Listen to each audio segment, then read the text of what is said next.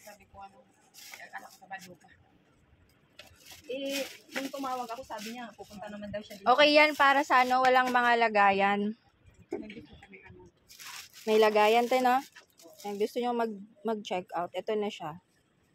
40 pesos, 50 yung laman. So, bawat isang tab, kasama na yung lagayan, may tubo ka na dyan na 10 pesos.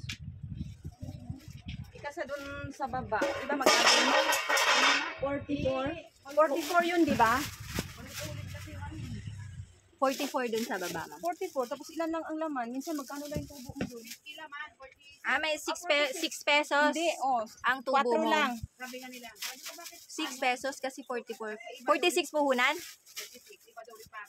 O di 4 lang tubo mo. Sabi na kasi iba repack, iba yung sumaga. Yung ino iba repacking para sa... Lagyanan lang na yata yung ganda. Ayan na tayo, diba? Sige. Bayad ito ba